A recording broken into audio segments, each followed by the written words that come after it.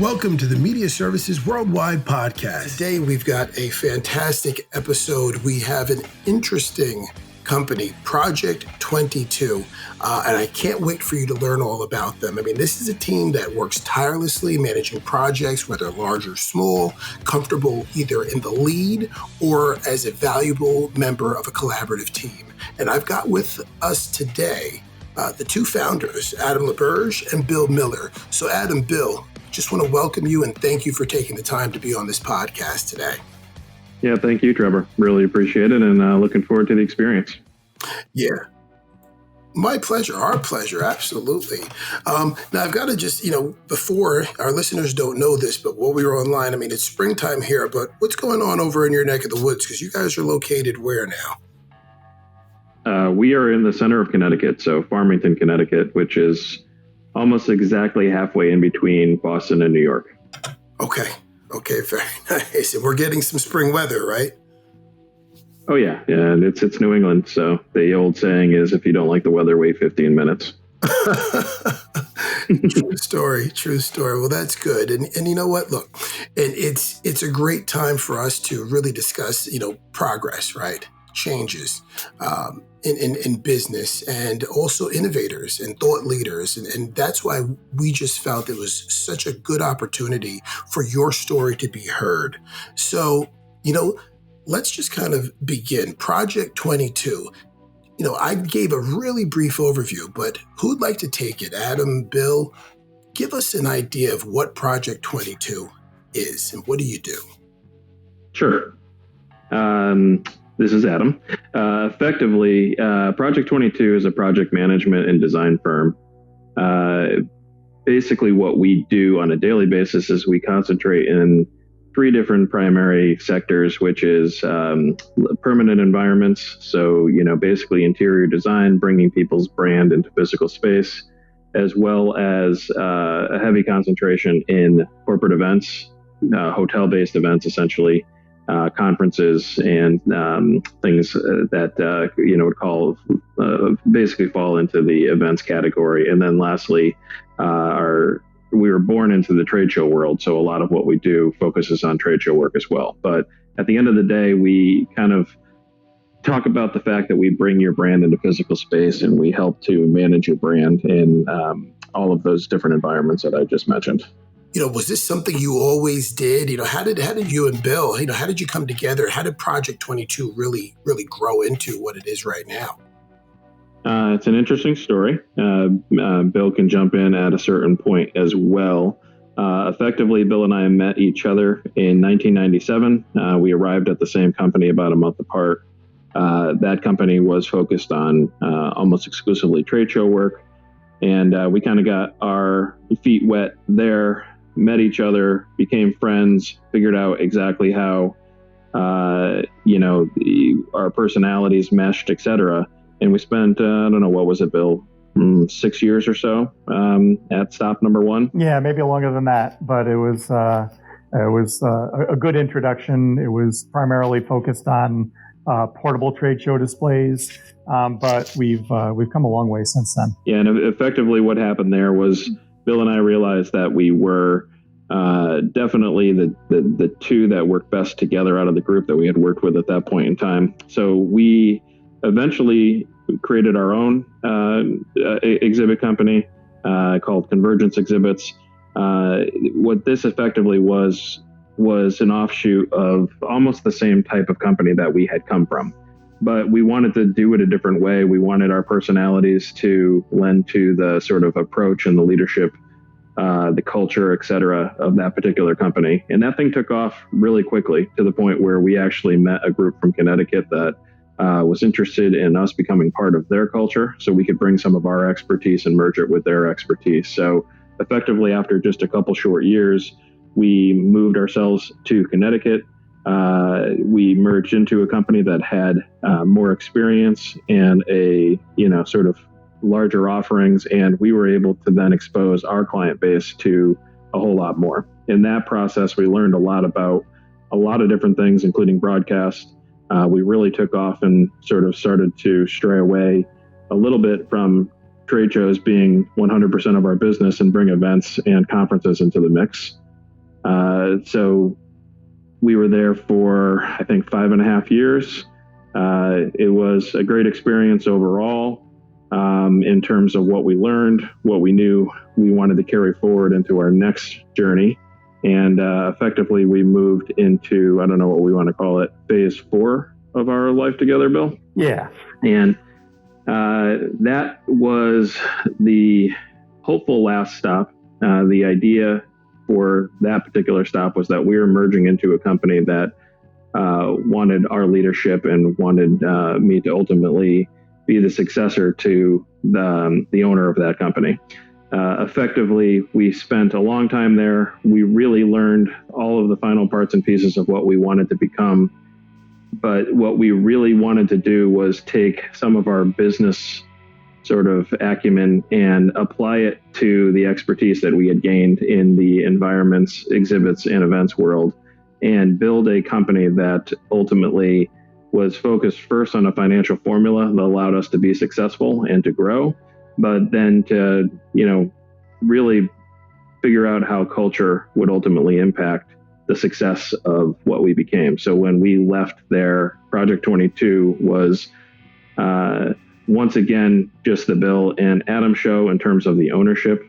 And what that allowed us to do is bring all of the amazing people that we had met along the way over to Project 22 and sort of unfold what is now sort of the company that we're talking about today. While you were with these other organizations and you were kind of evolving together, what did you notice was hindering these companies from the success that you knew you could achieve with Project 22? Some insight into that, I think, would be helpful for our listeners. What you found was becoming an obstacle that was unfortunately too big for some of these organizations to overcome. At the end of the day, I think it starts and ends with the leadership of any company and the culture that they either help to create or sometimes stifle. And, the companies that we were part of over the years, they had a lot of amazing attributes. I can't speak enough to how much I learned along the way, but not everything that we learned came from success. A lot of what we learned came from not only our personal failures, but the failures of the leadership or the organization as a whole. And, from, probably our 5th or 6th year on, Bill and I really believed that failure was part of the quotient, and the ability to understand that ultimately is just as much a part of the build of who you become as all of the success stories. Bill and I are both very confident people. Some of that was good when we were in those organizations. Some of that was bad when we were in those organizations. And at the end of the day, I think, we recognized what to take with us. At every step, we knew what the package looked like, the things that we learned from the positive parts of each organization and from the negative parts of each organization. And we tried to make sure that we were always learning, that we were always thinking the right way, and that we carried forward, sort of a better today than we were tomorrow kind of approach. And Adam and I are never afraid to pivot. We're not afraid of changing directions. And I think what happened, at a couple different points in our career is it really felt like we were kind of pigeonholing ourselves. I told you that, our first stop was a portable trade show display company. And if we couldn't solve that problem with a portable display, we had nothing else, no other solutions. So we're always willing to look at different options and morph ourselves into what it is that our clients need. And, I'm sure we'll go into this a little bit deeper, but in our heart, we're project managers and we're solutions people. Thank you. So being bold, being able to pivot, standing on the successes that you had in the past and also recognizing opportunities to do things better really led you to this point here. So how do you take that diverse background, that history, and distill it into a focus? And what is that focus right now? Well, the focus of the company, as Bill said, is really that we consider ourselves problem solvers. Obviously, we have a specialty, focusing on, events, exhibits, and environments. But at the end of the day, our team, because this company is a lot more than just Bill and Adam. We have had the good fortune, really, at almost every year or two along the way, to add somebody into our mix that has ultimately been just as much a part of the journey and the success that we've had as we have. So what we really feel like we are is we're a cohesive team that understands how to solve problems. So our clients come to us with a variety of different issues, and our goals are basically to really go through a significant discovery process, listen as much as we can, do significant research, analyze and collaborate and communicate, and try to, understand what the vision really is for whatever it is they're trying to solve. And then we go to work, and we just don't stop until we find the answer that they're looking for. If part of the solution that's required brings us into an area where Adam and I don't feel we are the experts, we're not afraid to say that. And the next time you talk to us, we're either going to be the experts or we're going to have brought someone in who is the expert. That's a humbling statement, and I think that a lot of companies miss that fact, right? They feel if they're not the expert, they fake it till they make it, and I think that's put a lot of the industry on notice. So when a company says we're a problem solver, unfortunately, it's got a negative connotation. But we know firsthand that Project22 executes with excellence. I mean, we know this. We've seen your projects. We've met you guys personally, but I think we want to talk a little bit more about that. You mentioned the team that you've, I don't know if curated is the right word, but you've obviously built some extremely strong relationships, and not simply bridges, but you've got this great team of professionals that you've worked with over the years that are now a part of Project22. Can you just tell me about how you were able to do that and how this fits into your model? At the end of the day, we probably are more relationship people than anything else that we do. So those relationships are with our clients. Those relationships are with our immediate team, the people that actually work directly for Project22. And then those relationships extend far beyond that to a full network of people we've met over time that we consider experts in particular fields. So a long time ago, when, it's sort of going along with what Bill said, we learned not to try to be more than we should, because that didn't serve anybody well. Because when you try to do something that you're not the particular expert in, ultimately you're going to be found out somewhere along the line. Our commitment to our clients is, sort of centered on trust, the fact that they know, and we're very open and honest about the fact that we utilize a network. We utilize different members of our team. We are not afraid to go out there and do the research necessary to figure out what the solution really should be. And we're never going to pretend that we have an answer that we don't, because that doesn't serve them and it doesn't serve us very well in the long run. Our relationships extend for many, many years. Our client relationships, we actually still have a couple clients from the very early days, including one from 1997, from the very first year that Bill and I met. And we have clients that started with us in the early 2000s, the mid 2000s, plenty of clients that have been with us at least double-digit years. And we're really proud of the fact that that comes from their ability to trust our work and our ability to trust our team and our network to follow through and come up with whatever solution we are ultimately looking for. Yeah, I'd say that Adam and I look at our coworkers not only as coworkers but as friends. It's not unusual on a Christmas where I get a text from one of my coworkers wishing me Merry Christmas before I even get one from a family member. And we have a lot of relationships with clients that are almost the same way, where even though right now we don't have maybe the volume of projects that we're used to, because it seems the world has been shut down. It hasn't stopped us from continuing to talk to our clients regularly, just see how they're doing. Sometimes they're calling us to see how we're doing. And I think that's what makes coming to work every day fun, because I feel like I'm with people that either whether they're clients or coworkers that are more than that. So what a lesson, for business owners today, to really look at their teams as coworkers. And I appreciate and applaud you both for bringing out that point. And it definitely reflects in the stability and position of your business of Project22 today.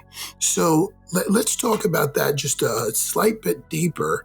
The team, right? I guess we'll take it twofold.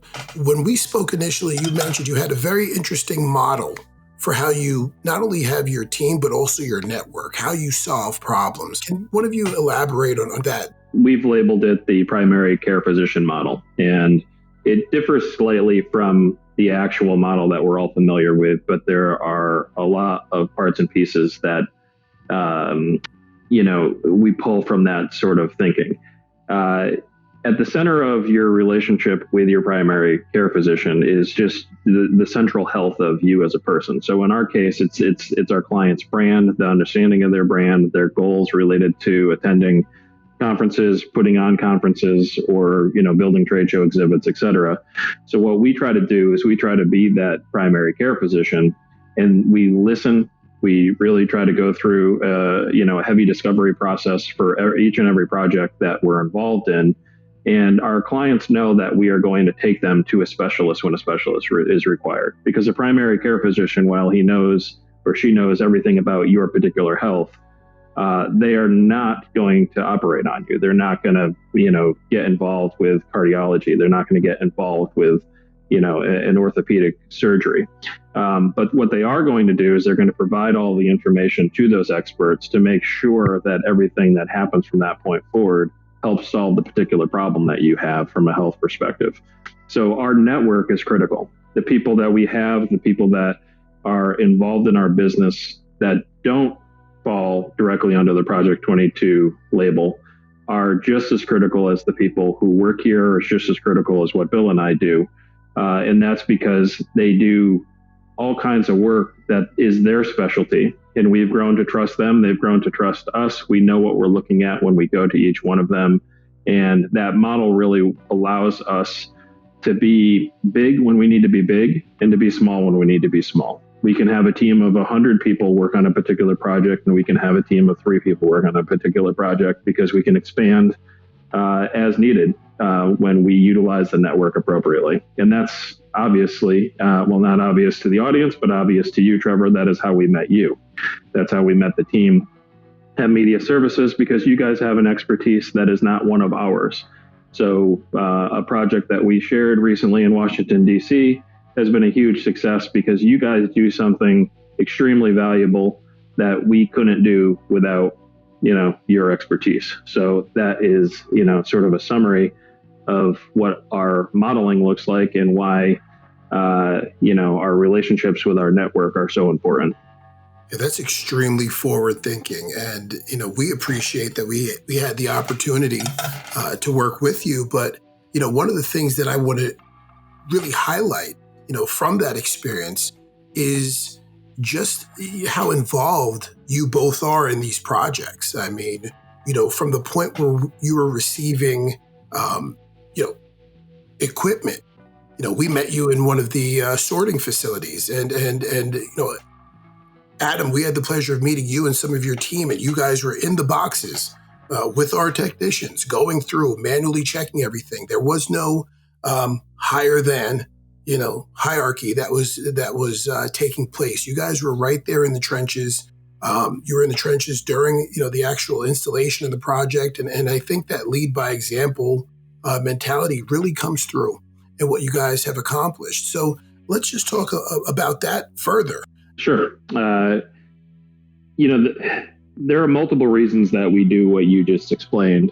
One of those reasons is, at the end of the day, as the leaders of the organization, while our team is more than capable of running the entirety of a project on their own, and they do it on a very, very regular basis without any input from Bill and I, we still need to know exactly what's going on in our world. And the more that we're involved in the projects, the more we learn, sort of what's out there, what the partners look like, what our team is dealing with, how can we support them, what do we need to add, what do we need to subtract in order to improve the efficiencies of our company. And effectively, Bill and I act as the face when it comes to the initiation of a client relationship. So storytelling is really at the center of everything that we do. And if we don't really know all the guts of a project, then the story can't really, come through to a client in the right way. You can't just pull little parts and pieces and pretend that you know everything about how a project was brought to life. So being in the trenches, being part of the relationships that we have with teams like yours, working with our amazing staff on projects and really digging in is how Bill and I learn. I mean, at the end of the day, we're all trying to get better moment by moment. And we need all of that information in order to be better storytellers and therefore be able to, solve complex problems for our clients by looking at the guts of another project that we can pull successful parts and pieces out of. In every project that we work on, whether you would classify it as a big project or a small project, they're all important projects to our clients. If it wasn't important, they wouldn't be coming to us with it. So I think that's why Adam and I are probably involved in every single project that goes through here, because when it comes down to it, we're hands-on people. We roll up our sleeves, we get involved. We work right alongside our team, and in some cases, the people on our team that are working with us are maybe better at what we're doing than we are, but we still want to be involved in it to make sure that the client's happy and that the project is going smoothly and up to our standards. The opportunity over time, Trevor, to, I think I used this reference in a conversation with you the other day. It's true inside of our organization, and it's true in terms of how we work with our clients. We don't necessarily need to sit in the driver's seat all the time, either Bill and I individually or Project22 as a company. Sometimes it's okay to sit in the passenger seat, and sometimes it's okay to sit in the back seat. We have an internal sort of a guiding principle that basically says that we want to try to put everybody in the best position possible as often as possible. So sometimes where we sit is in the third position or the fourth position. It's not always the best for us to be in the first position just because we, carry a particular title or, for whatever other reason. At the end of the day, it's who's the best one for the job, who's the best group to bring in to support us, who's the best person to lead the project internally. We just sort of live by that guiding principle, and it really works for us and our clients, a high percentage of the time. So obviously we have to address the fact that we're in a current situation that may not be favorable for most people, and that's the COVID-19 pandemic. And as a result, companies are dealing with a financial slowdown, and they're having issues with, cash out. And I want to address this question, to you and Bill, Adam. How is Project22 geared to actually work with clients in this time where things are slower financially? That's a great question, Trevor. Obviously, it's a very serious time. There's plenty of scary moments for our clients and, really everybody from a business and health perspective, across the country.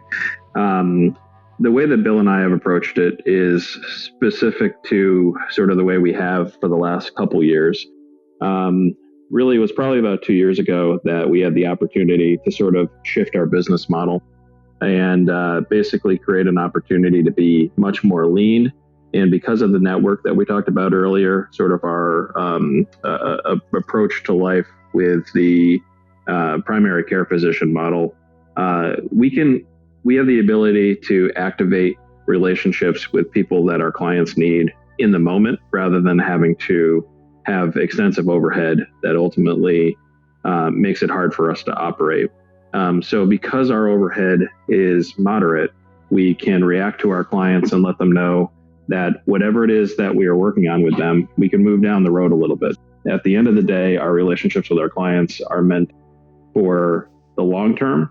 They're not necessarily something where the short term is everything that we need to survive as a company. So obviously nobody wants this to go on for much longer than it has to, and for the world to get healthy. But as soon as it's over, we will be ready to act and ready to react for our clients' sake.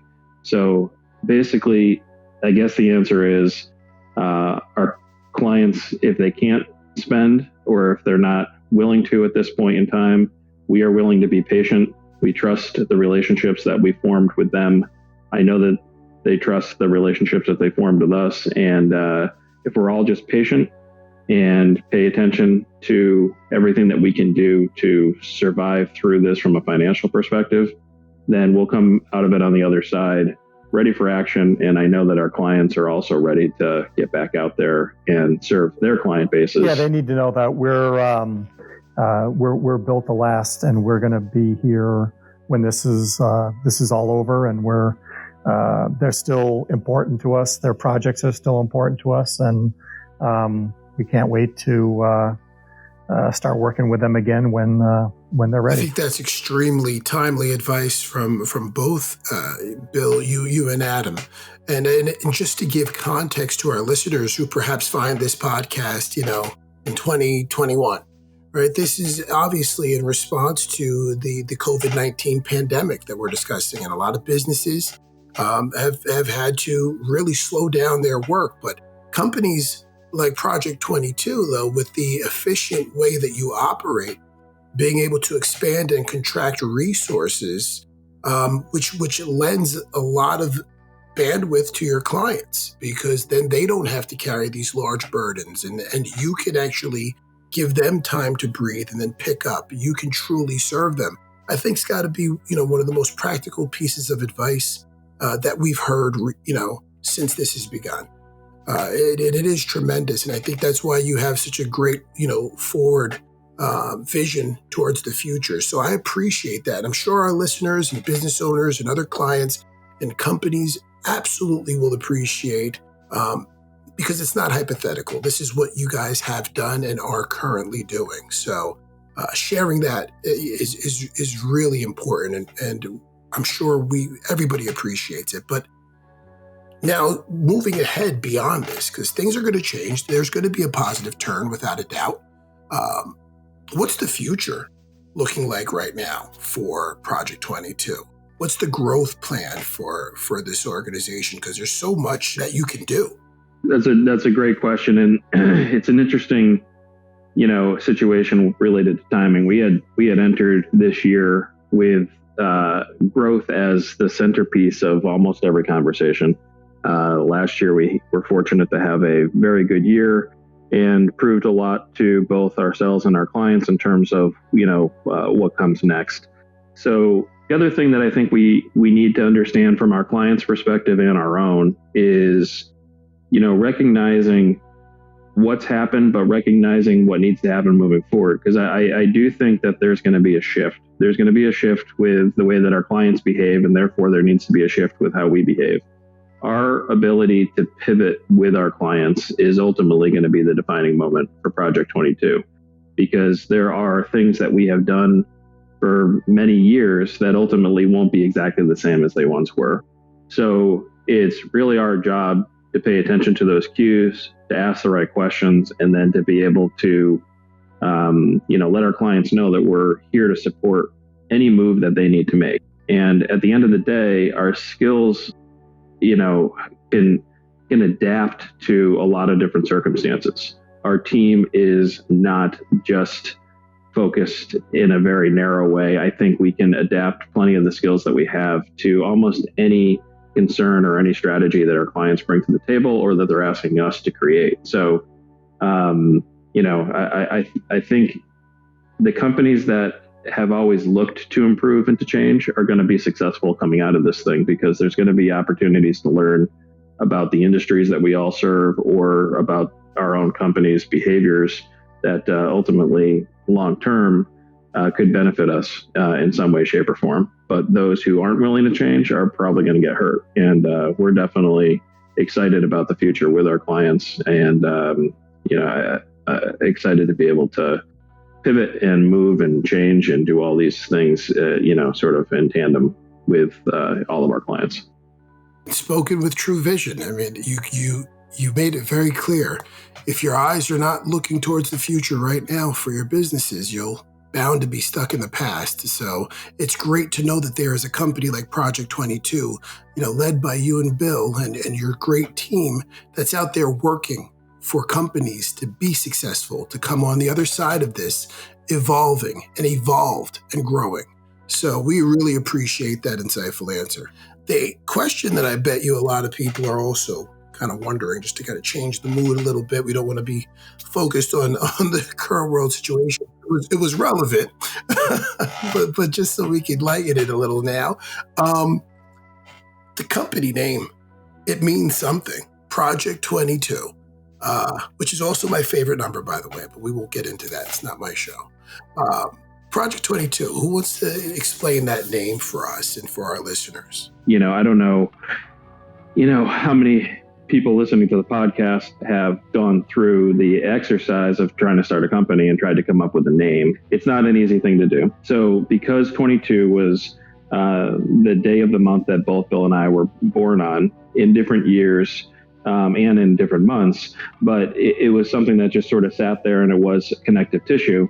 When we were searching, we ultimately were going through a lot of different exercises, and one of those, when we mentioned the number 22, my wife actually went online and started to look at things that ultimately gave us what sort of was the centerpiece of our decision.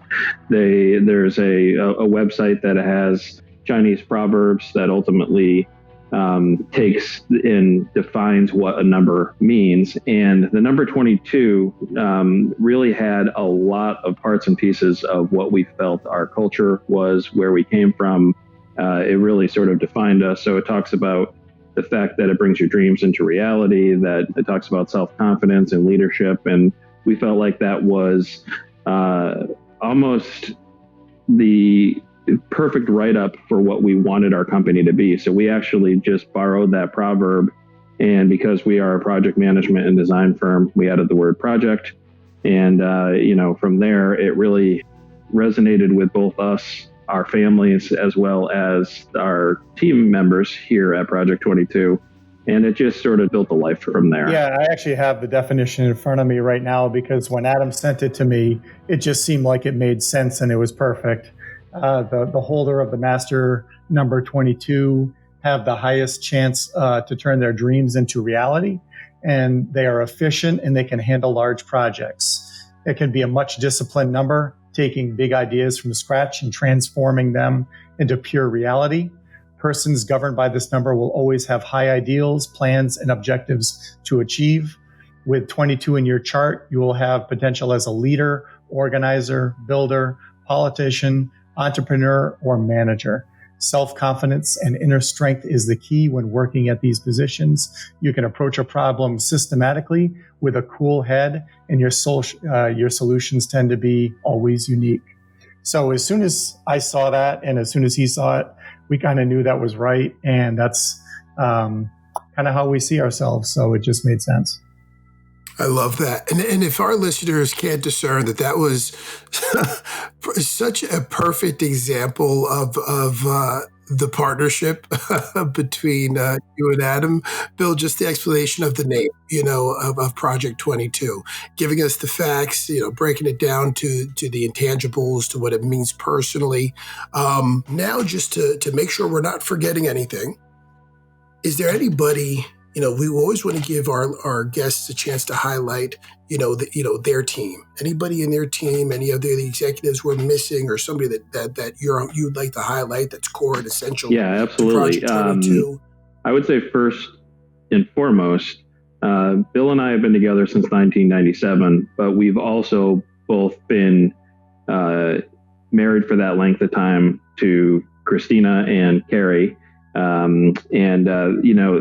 Every decision we've made, every risk that we've wanted to take, they have not only been part of it, but they have, shared all of the different experiences that we've gone through. They've taken the same leaps that we've had. We moved our families from one state to another. Both of them still work for us and are a significant part of what we do. Along the way, we met a number of amazing people. Marcia Ramos, who is the head of our project management team and has been with us since I think we met Marcia in 2003. Darren, we met, he actually was a designer for that original company that we represented. We met him in 1999. Steve and Rory are two people that work for us that we met in 2005. Amy is a significant part of our company and at the center of all of our relationships as well.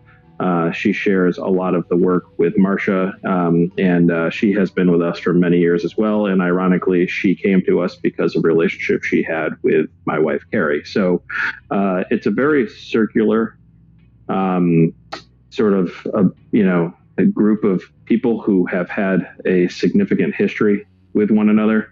And I think it really probably gets defined best as being called a family.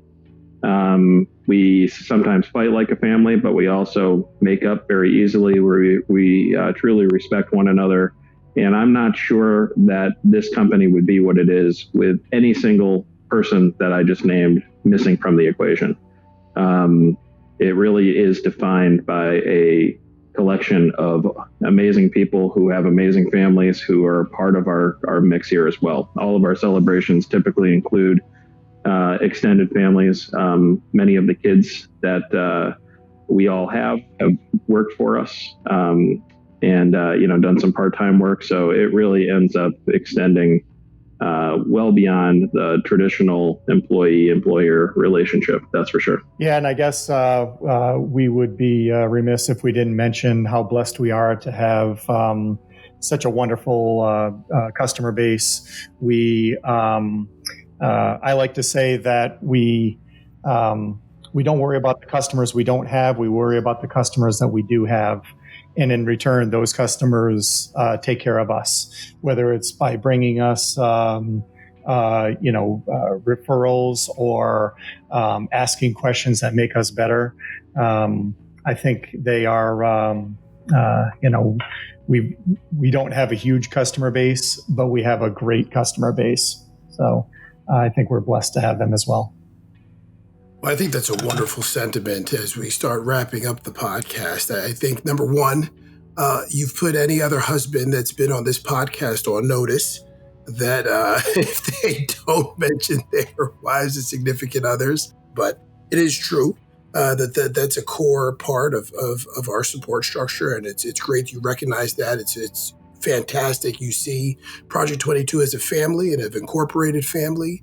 As you just mentioned, Bill, really taking a true concern or I should say a genuine interest in your existing client base, remaining in contact with them as you've done so far, and continuing to grow with them and help them grow. So what's the next step, you guys, in the next, few months as we get through this and look to a brighter horizon? Well, the first thing we're going to do is hopefully all get back to a rhythm and a focus that allows us to get back to what our expertise actually is. But we'll all do that only when, it's healthy for the whole world to be able to do so. The next few months are just as critical as the last few weeks have been. It's going to continue to be focused on, what are the upcoming projects? How can we support you? What do you need from us? We need to be ready for action. We need to be ready to go back to full speed in a moment's notice. Plenty of our clients have informed us that the likely return of some of their events is going to be in this particular fall. So we're going to need to be ready to perform and do a lot of work in a short period of time. It's going to be a very compressed second half of the year, but we're excited about it. We want our clients, sort of interacting with us again. We're very excited about the next cocktail that we have at the conclusion of a successful event, and just sort of return to as much normalcy as we can possibly return to. And at the same time, take all of the lessons that we've learned that helped us get through all of this and make sure that we don't forget what those are, make sure they are infused into our company and our people permanently. We appreciate you coming and taking the time to get onto our podcast, to share some insights and experiences in your history, where you are right now and where you're looking to be in the future with all of our listeners. It's our sincere belief that you will have tremendous success because you have the ability to continue to evolve and grow and collaborate. And whether you're leading, whether it's small, whether it's large, whether you're a valuable part of the team, Project 22 is definitely bound for success. And it's been our absolute privilege to have both you, Adam, and William on our podcast for all of our listeners. So sincerely, thank you so much for making the time today. Thank you, guys. We really appreciate it.